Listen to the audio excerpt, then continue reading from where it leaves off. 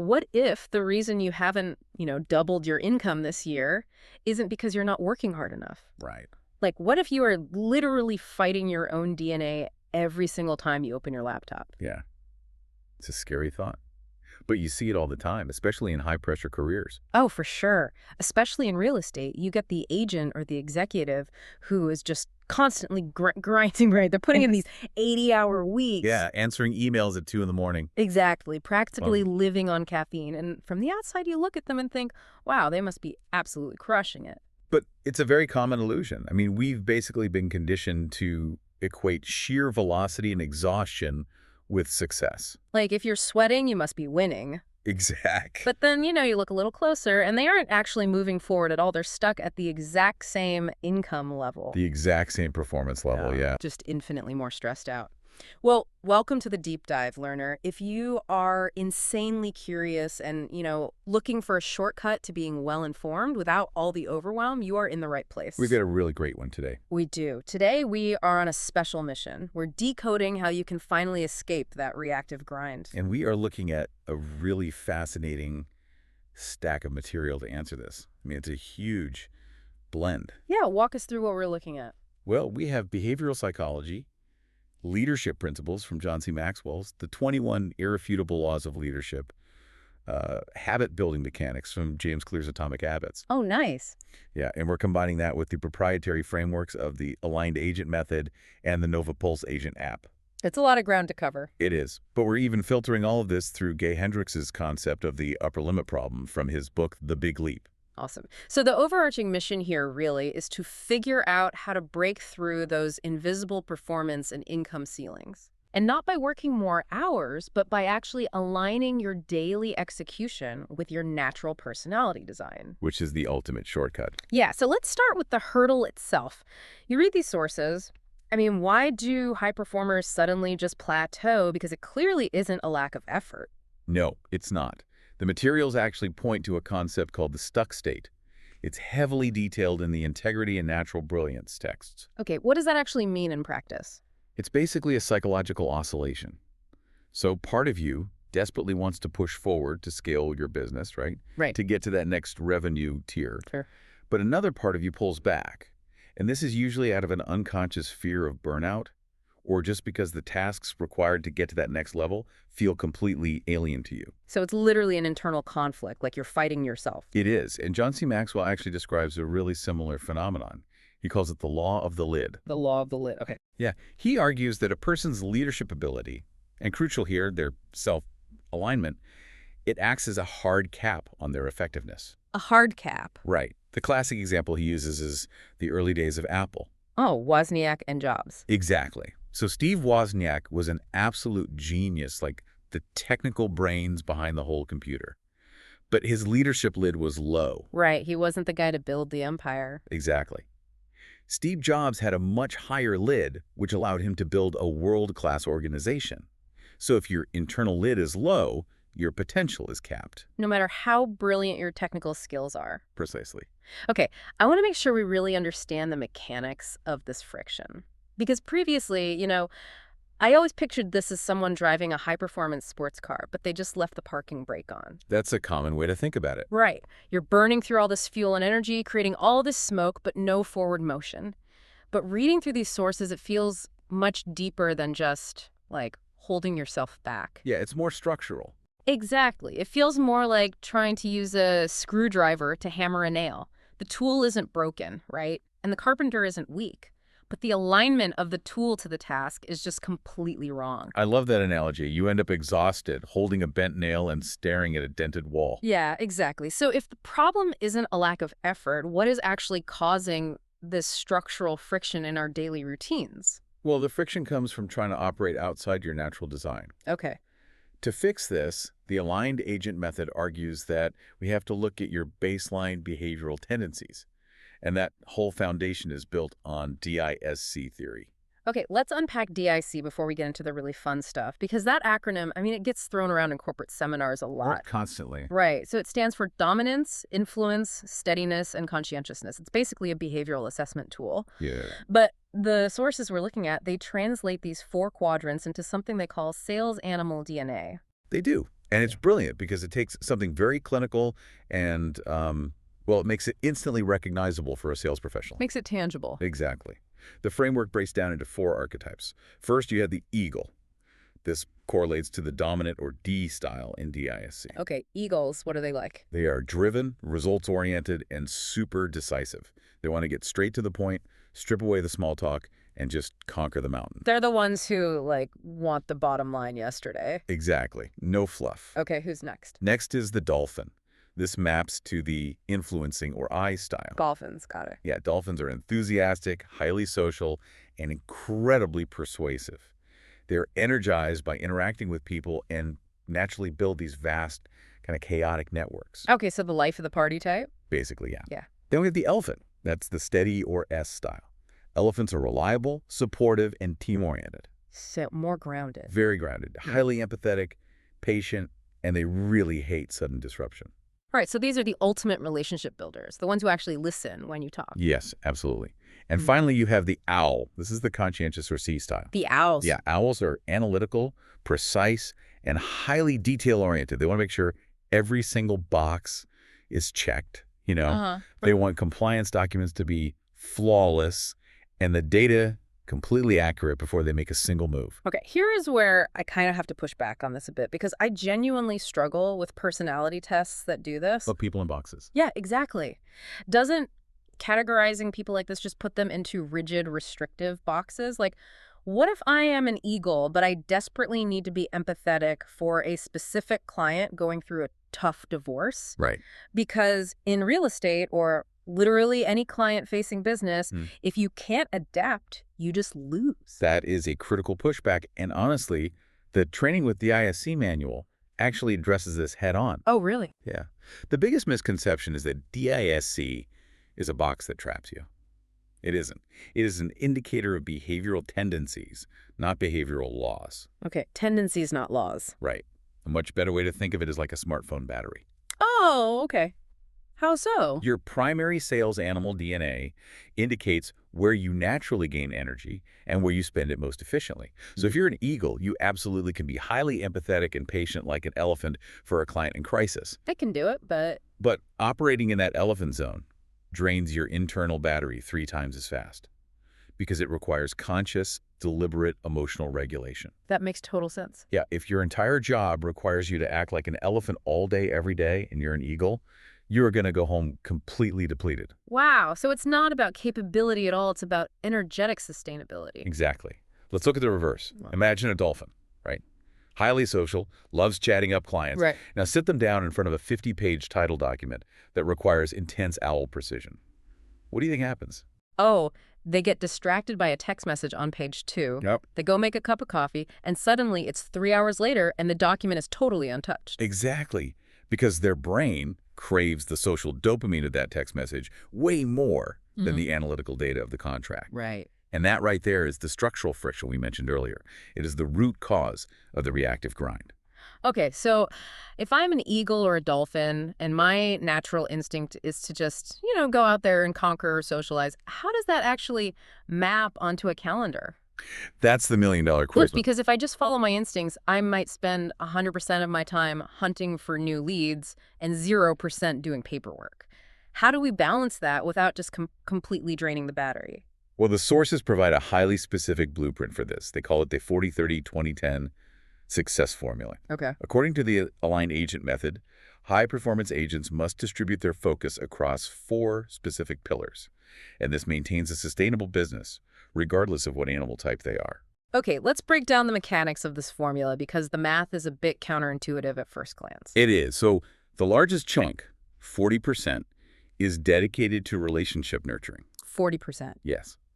This is following up with your existing database and past clients. It's sending the birthday cards, doing annual property reviews, maintaining trust. Okay. Then 30% goes to core business and skills. Got it. This is the actual transaction management, the paperwork, negotiations, and your own professional development. Yeah, let me stop you right there. 40% on past relationships and 30% on current transactions. Right. That means 70% of your time is spent on business you already have or already closed. It does. I mean, that sounds like a recipe for a completely dry pipeline next month. Shouldn't a salesperson be out there hunting for new business like 80% of the time? It seems like that, for sure. But if you look at the life cycle of a high-ticket career, like real estate, Hmm. trust and referrals are the actual currency. If you spend 80% of your time hunting, you completely neglect the execution of that 30% core business. So things slip through the cracks. Exactly. Your deals fall apart, or your clients just have a terrible experience, which means they never refer you. I So see. basically end up on a hamster wheel, constantly forced to hunt cold leads because your leaky bucket can't retain any water. The 70% allocation ensures the bucket is sealed tight. Wow, that makes a lot of sense when you put it like that. So where does the actual hunting fit in? The next 20% is direct prospecting. Okay. This is active lead generation, making calls, hitting the pavement, what the sources literally call the hunt. It is a smaller percentage of time, but it has to be highly, highly focused. Okay, and the last 10%. So the last 10% is content and brand marketing. This Yeah. is your social media, your broader brand awareness, the long-term passive marketing. Okay, so we have the 40, 30, 20, 10, but the sources highlight a massive trap here, specifically regarding Gay Hendricks' concept of the big leap and scaling your business. Yes, the upper limit problem. Exactly. Where do people usually break this formula? The breaking point almost always happens in the 30% zone. The core business and skills. Right. Because when you get successful and you start scaling, the volume of your transactions increases massively. Suddenly, transaction management starts bleeding into the other percentages. It takes over everything. Yeah, and this triggers what Hendricks calls the upper limit problem. Because you're hitting an artificial ceiling that you subconsciously set for yourself. Yes, and it usually manifests through an alignment failure. Okay, give me an example. Let's go back to our Dolphin. The Dolphin scales up to 10 active contracts. Instead of delegating the paperwork or leaning on an admin, the Dolphin tries to personally manage every microscopic detail of those transactions. Because they want the client to like them. Exactly. They force themselves to act like an owl. Oh, man, and a dolphin acting like an owl is going to burn through their mental fuel by, like, Tuesday afternoon. Absolutely. And when they burn out, they sabotage the success. This triggers what the natural brilliance text calls the due-to-be perfectionism trap. Due to be. Yeah. The agent thinks, well, if I just do everything perfectly, I will be a successful professional. They over-control their behavior, totally exhausting themselves, trying to be someone they aren't. So they just bounce off their income ceiling. Right, Cool. because they literally do not have the energetic capacity to scale while operating out of alignment. Okay, so we know the trap. We know the 40, 30, 20, 10 formula, and we know our DNA. Right. But taking a high-level strategy and making it survive a chaotic Tuesday morning when your phone is ringing off the hook, I mean, that is the real challenge. It's where the rubber meets the road. Yeah. Because when a deal is falling apart, you don't care about your sales animal. How do we bridge that gap between theory and actual practical execution? Well, you bridge that gap by turning high-level strategy into automated micro-habits. Micro habits. And to do that effectively, you need a system that doesn't just rely on your willpower. The sources heavily reference James Clear's atomic habits for this. Oh, specifically the concept of the plateau of latent potential, right? Yes. The ice cube analogy. This is arguably like the most important visual for anyone trying to build a business. It is a profound visualization. So imagine a room that is 25 degrees Fahrenheit, and there is an ice cube sitting on a table. Okay. Very slowly, the room starts to heat up. Mm-hmm. 26 degrees, 27, Yeah. 28. Nothing happens to the ice cube. Right. 29, 30, 31 degrees still. Absolutely no visible change. And this is exactly where most people quit. They say, well, I've been working so hard, I've increased the temperature 6 degrees. Right. Like, I've made 50 cold calls this week and got 0 listings. This strategy is broken. I'm going back to my old way. Exactly. They judge the effectiveness of their habits by the immediate lack of visual result. And that's the tragedy of it. Because what happens at 32 degrees? The ice begins to melt. Right. A 1-degree shift unlocks a massive physical transformation. James Clear's whole point is that the effort you put in from 25 to 31 degrees, it wasn't wasted. It was just being stored. Exactly. The thermal energy was building up, just waiting for the breakthrough. But waiting for that 32-degree mark, I mean, that requires an insane amount of blind faith. It really does. You have to keep doing the right habits even when your bank account isn't visibly changing.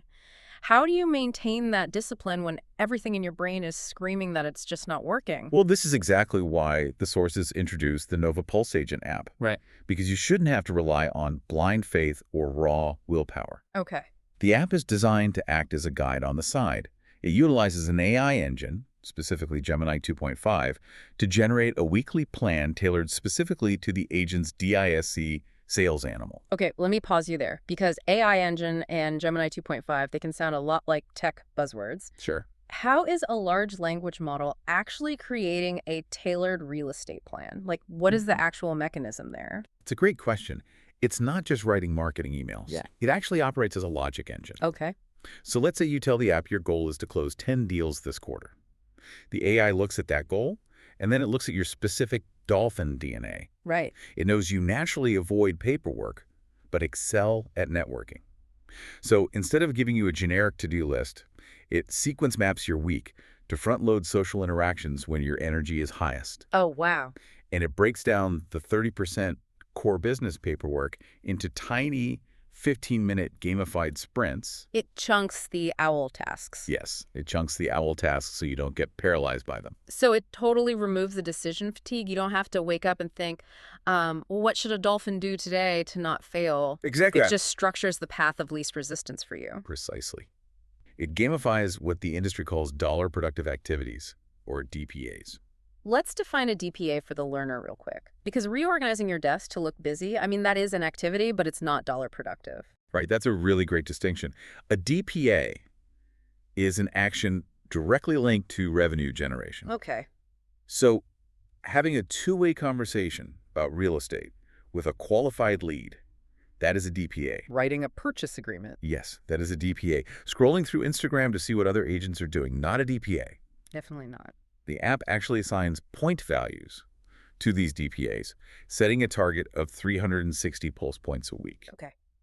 The paradigm shift here is that you stop tracking your immediate income, because income is a lagging metric. Right. It tells you what you did 3 months ago. Exactly. Instead, you track your pulse points, which is a leading metric. Man, this instantly makes me think of the paperclip strategy from the Atomic Habits text. Oh, it's very similar. Yeah, there is a famous story about a young stockbroker who kept 2 jars on his desk. One was full of 120 paperclips and one was completely empty. And every single time he made a sales call, he simply moved 1 paperclip to the empty jar. He didn't focus on the rejections, he didn't focus on the sales, he just focused on moving the paperclips until the first jar was empty. It's brilliant. That visual immediate satisfaction is just so powerful for the human brain. How does a digital app replicate that really visceral feeling of moving a physical paperclip? Well, it replicates it digitally through what the developers call surgical updates and a really dynamic dashboard. Okay, what does that look like?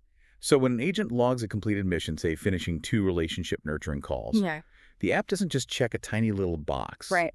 The interface literally ghosts out the completed task, dropping it to 40% opacity, and fluidly slides it to the bottom of the screen to just clear your visual clutter. Oh, that is incredibly satisfying. It essentially cleans your desk for you as you work. It does, and simultaneously, the main commitment gauge fills up right in the center of your screen. It visually proves to your brain that your daily pulse is moving you towards your goal. You are getting that continuous dopamine hit of moving the paperclip. Which sustains your motivation. Exactly. It sustains you during the 25 to 31 degree phase, long before the ice cube actually melts. Okay, so let's project this forward. Let's say an agent actually does this. They discover their DNA, they map their calendar to the 40-30-20-10, and they start consistently stacking these aligned micro-habits over weeks and months. Okay. They are hitting their 360 points. What actually happens after a quarter of doing this? They generate unstoppable momentum. Wow. And this brings us to the law of the Big Mo from the John C. Maxwell text. Maxwell states that momentum is a leader's best friend. He actually refers to it as the great exaggerator. The great exaggerator. That is a fascinating phrase because it implies that momentum, well, it distorts reality in your favor. That is exactly what it does. When you have momentum, you look much better than you actually are. Oh, for sure. Minor mistakes are forgiven by clients. Every marketing play seems to just land perfectly. Obstacles that used to derail your entire week suddenly appear smaller, and trouble just seems temporary. That's powerful. It is. Once an agent builds momentum by consistently hitting their daily pulse points in alignment with their DNA, their success begins to compound exponentially. And from what I understand, the Nova Pulse system actually tracks this macro trend, right? It's not just a daily to-do That's list. right. The command center visualizes this macro trend for both the agents and their coaches. How so? It features a 12-week momentum trend bar chart and a production heat map. And on this heat map, agents who have sustained high momentum physically show up in emerald green. Oh, that's really cool. It provides instant, undeniable visual proof that the compounding effect of the ice cube melting is actually taking place. Man, if we connect all these threads to the bigger picture, momentum acts as a magnifying glass. Right. If you're aligned with your sales animal, like if you are a naturally social dolphin doing dolphin tasks, momentum magnifies your success and makes you look like an absolute genius. Exact. But if you're out of alignment, say a dolphin forcing yourself to be an owl to manage 20 transactions, momentum magnifies your friction. It magnifies the upper limit problem, it accelerates the burnout, and you just crash that much faster. That is the ultimate synthesis of these sources right there. Yeah. The goal isn't just to track activity. It is to ensure you are tracking the right activity for your specific psychological makeup. You eliminate the friction before it can even start. Precisely. So, learner, let's wrap this up and bring it all together. The key to moving from a reactive, exhausting grind to a sustainable, high-performance career isn't just, pressing the gas pedal harder while the structural alignment is wrong. Right. If you are stuck at a certain income or performance level, you need to look at your tools. It's about discovering your specific sales animal DNA. Are you an eagle, a dolphin, an elephant, or an owl? Figure out your baseline. Exactly. Once you know that baseline, you distribute your effort using the 40-30-20-10 formula to ensure your business pipeline doesn't dry up. Keep the buckets sealed. Yep. And finally, you track those aligned micro habits using a system like Nova Pulse, or even just moving paper clips on your desk until the temperature hits 32 degrees, the ice cube melts, and the law of the big mo takes over. This raises an important question, though, and it is a thought I want to leave with you today as you look at your own workflow. Let's hear it. Think about your calendar right now. Think about the one task on your to-do list that you've been dreading the most this week, the one you just keep procrastinating on. We all have one. We do. But is it actually a bad task? Or is it just a task that naturally belongs to a completely different sales animal? What would happen to your career and your stress levels if you stopped trying to force yourself to be an owl when you were naturally a dolphin and completely redesigned your approach to fit your own DNA? Stop using a screwdriver to hammer a nail. Find your alignment and let your natural engine do the work. Thanks for diving deep with us today.